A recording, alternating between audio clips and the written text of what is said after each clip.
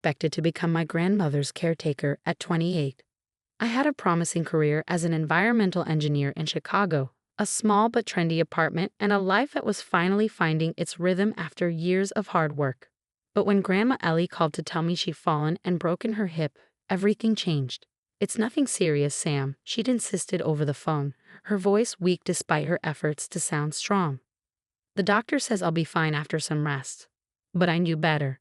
At 84, a broken hip was serious, and Grandma Ellie lived alone on the old family farm in rural Oklahoma, 20 miles from the nearest hospital and far from any relatives.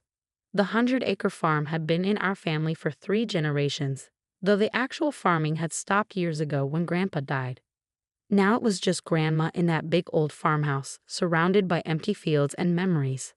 I took a leave of absence from my job and flew home the next day. The plan was to stay for 2 weeks, help Grandma get set up with in-home care, and return to my life. 2 weeks turned into a month turned into 3, and gradually I realized I couldn't leave her. "You're throwing your life away," my mother declared during one of her rare visits. Mom had moved to Phoenix years ago, preferring desert heat to Oklahoma dust. "Ellie needs to be in a nursing home. You need to be building your career." "I'm not throwing anything away," I replied, setting a cup of tea in front of her. "I'm working remotely, and Grandma's getting better every day." Mom snorted. "On that engineer's salary, taking care of an old woman and a money pit of a farm." "Be realistic, Samantha." That was my mother, always practical, always focused on financial security. She'd grown up on this farm and couldn't wait to escape it. In her eyes, my decision to stay was incomprehensible. My Uncle Peter was even worse. He called monthly from his vacation home in Florida, ostensibly to check on Grandma, but really to suggest listing the farm for sale. "That property's worth good money, Sam," he'd say, as if I didn't know. "Not the house. That's falling apart. But the land. Developers would snatch it up. Ellie could live comfortably in a nice facility, and there'd be plenty left over." By plenty left over, he meant his inheritance. Uncle Peter had never hidden his expectation that, as Grandma's only son, he deserved the lion's share of whatever she left behind. Then there were my cousins, Jessica and Mark, who visited on holidays with expensive gifts and loud voices, filling the quiet farmhouse with forced cheer before disappearing back to their busy lives. They never stayed long enough to help with Grandma's physical therapy or medication management. They certainly never emptied a bedpan or helped her bathe when she was too weak to do it herself. "You're a saint, Sam," Jessica would say, air kissing my cheek on her way out. "I don't know how you do it.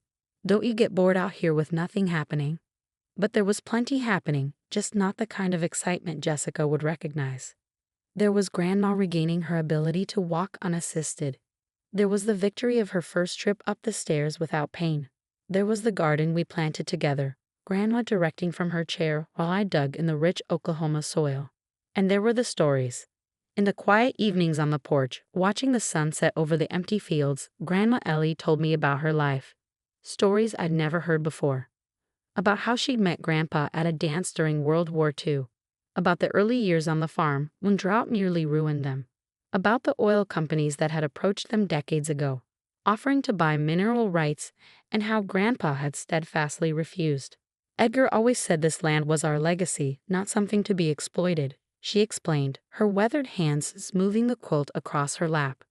"He wanted to pass it down intact, the way his father passed it to him." What she didn't tell me, what none of us knew, was that Grandpa hadn't simply refused those oil companies. He'd made a different kind of deal altogether. I found out a year later when Grandma Ellie passed away peacefully in her sleep. I'd been with her until the end, holding her hand as she drifted off, whispering that she was loved. The pain of losing her was sharp and deep, a physical ache that made it hard to breathe. The funeral was held in the small church where Grandma had attended services for over 60 years. The pews were filled with neighbors and friends, people whose lives she touched with her quiet kindness. My family was there too, of course. Mom flying in from Phoenix, Uncle Peter from Florida, cousins Jessica and Mark from their respective cities. "You look exhausted," Mom commented, eyeing me critically. "When was the last time you had a proper haircut?" I ignored the question, too tired for her particular brand of concern. I'd spent the last year caring for Grandma, watching her good days slowly become fewer than her bad ones. A haircut hadn't been a priority. After the service, everyone gathered at the farmhouse. It was the first time in years that the old place was full of people, the rooms echoing with voices instead of silence. I moved through the crowd in a daze, accepting condolences and trying to be a good host despite my grief. "Have you thought about what you'll do now?" Uncle Peter cornered me in the kitchen as I was refilling the coffee pot. "With Ellie gone, there's no reason for you to stay here."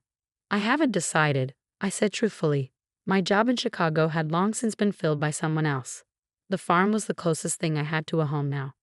"Well, don't make any hasty decisions," he advised, lowering his voice. "I've been talking to a developer who's very interested in this property. Once the will is settled, we could all do very well." I just nodded, too emotionally drained to argue. Let him have his plans. The truth was, I had no idea what Grandma's will contained. She'd updated it 6 months ago with her lawyer but hadn't shared the details with any of us. The reading of the will was scheduled for the following week at Mr. Harrington's law office in town. It was a small, plain room with uncomfortable chairs and outdated magazines in the waiting area. We all gathered there: Mom, Uncle Peter, Jessica, Mark, and me, an awkward family reunion under fluorescent lights. Mr. Harrington was in his 70s, a contemporary of Grandma's who'd handled the family's legal matters for decades. He adjusted his glasses and began reading the formal legal language, while Uncle Peter leaned forward eagerly in his chair. "To my son, Peter," Mr. Harrington read, "I leave the sum of $50,000 and my collection of antique fishing gear that belonged to his father." Uncle Peter's face fell.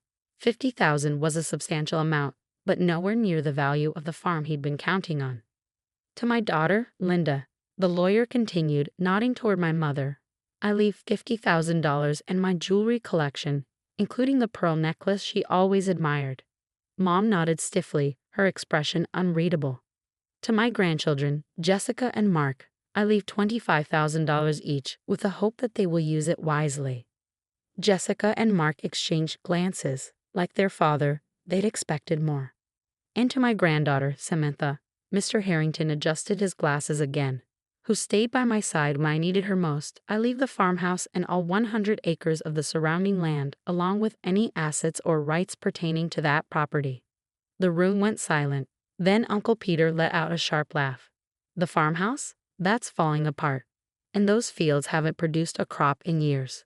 "The land alone must be worth something," Mom interjected, giving me a calculating look. "Especially if that developer is still interested." Mr. Harrington cleared his throat. "There is a personal letter for Samantha as well," he said, handing me a sealed envelope with my name written in Grandma's shaky handwriting. The rest of the meeting passed in a blur of paperwork and thinly veiled disappointment from my family. Uncle Peter was already on his phone as we left the office, presumably calling his developer contact to see if the deal could still be salvaged through me. "Don't make any decisions without consulting us," he instructed as we stood in the parking lot. That property represents a family legacy. A family legacy he'd been eager to sell to the highest bidder just minutes before. I nodded silently. "You should at least hear what offers are out there," Mom added. "That old house needs more work than it's worth. Be practical, Samantha." I promised to think about it, mostly to end the conversation. All I wanted was to go back to the farm, my farm now, and read Grandma's letter in private. Once home, I sat on the porch swing where Grandma and I had spent so many evenings and carefully opened the envelope. "My dearest Sam, if you're reading this, I've moved on to be with your grandfather, and the farm is now yours. I want you to know this was always the plan, even before you came to help me after my fall. Your grandfather and I saw something in you from the time you were small, a love for this land that none of our other children or grandchildren shared. What you don't know, what none of the family knows, is that Edgar didn't simply refuse the oil companies all those years ago. He was shrewder than that. He sold mineral rights to a small portion of the property, just 10 acres on the far north corner, but retained the rights to the rest, believing that someday those rights would be far more valuable. He was right. 6 months ago, Mr. Harrington helped me negotiate a deal with Meridian Energy. They've confirmed significant oil deposits on our land, Sam. The contract is in the safe behind your grandfather's portrait in the study. The combination is our wedding date, 06 to 12/39. The first wells will be installed within a year of my passing. The income will be substantial, enough to restore the farmhouse, enough to live comfortably, enough to do whatever you dream of doing while keeping our land intact. This is your legacy now. Not just the money, but the responsibility of stewardship. This land has been in our family for generations, and now I'm trusting it to you. I've seen how you care for things, Sam, how you tended to me, how you nurtured the garden, how you repaired the old porch swing without being asked. You have your grandfather's hands and heart. The others see the farm as a burden or a cash cow. You see it as a home. I love you, my sweet girl. Thank you for the gift of your time and care in my final years. I hope this gift I leave to you brings you as much joy as you brought to me. All my love, Grandma Ellie. I read the letter twice, tears streaming down my face, before going to the study. The safe behind Grandpa's portrait contained exactly what Grandma had described: a thick contract with Meridian Energy, along with geological surveys showing significant oil deposits across the property. The projected income was staggering. Millions over the life of the wells. I sat up all night, thinking about what this meant, about what Grandma had entrusted to me, about how to honor both the financial opportunity and the family legacy she described. By morning, I had a plan. For the next 6 months, I said nothing to my family about the oil rights. When Uncle Peter called with news of a developer willing to pay top dollar for the land, I politely declined. When Mom suggested selling at least part of the property to fund a real life back in the city, I changed the subject. That farmhouse is eating up all your savings, she warned during one phone call. You're as stubborn as Ellie was. Thank you, I replied, taking it as the compliment it wasn't intended to be. Meanwhile, Meridian Energy began the process of installing the first wells on my property. I worked closely with their environmental teams to ensure minimal disruption to the land. I used some of the initial payments to begin restoring the farmhouse, hiring local contractors to repair the roof and replace the ancient plumbing. When the first well was completed and ready to begin production, I decided it was time. I sent identical invitations to Mom, Uncle Peter, Jessica, and Mark. You were cordially invited to a gathering at the family farm to celebrate new beginnings, Saturday, June 12th, 2 p.m. They all accepted, probably curious about what I could possibly be celebrating in that money pit of a farm. The day of the gathering was perfect. Clear blue Oklahoma sky, gentle breeze, the fields around the farmhouse lush and green. I'd had the house painted, the porch rebuilt, the garden landscaped. It looked better than it had in decades. Uncle Peter arrived first, his luxury SUV kicking up dust on the long driveway. He stepped out and looked around with obvious surprise. Place looks different, he commented, taking in the improvements. You've been busy. I have, I agreed, leading him to the back porch where I'd set up refreshments. Mom, Jessica, and Mark arrived soon after, all making similar observations about the farm's transformation. This must have cost a fortune, Mom said suspiciously. Where did you get the money, Samantha? That's actually why I asked you all here today, I replied, handing each of them a glass of Grandma's favorite lemonade. I wanted to show you something. I led them across the backfield, following a newly graveled path toward the north corner of the property. As we crested a small hill, the oil well came into view, a pumping unit moving rhythmically up and down against the horizon. They all stopped in their tracks. Is that? Uncle Peter began, his voice faltering. An oil well. Yes, I confirmed. The first of several Meridian Energy will be installing over the next year. There's oil on this property? Mark asked incredulously. Quite a lot, according to the surveys. I handed each of them a copy of a simplified version of the contract. Grandpa suspected it decades ago. He sold mineral rights to a small section but kept the rest. Grandma finalized this deal 6 months before she died. They stared at the papers, then at the well, then at me, their expressions a mix of shock, confusion, and dawning comprehension. All this time, Uncle Peter said slowly, when we thought this land was worthless. It was never worthless, I corrected him. It was always valuable, as our family home, as our heritage, as the place Grandma and Grandpa built their lives. The oil is just a bonus. How much? Jessica asked bluntly, scanning the contract. How much is this worth? The projections are in the contract, I replied. But it's substantial.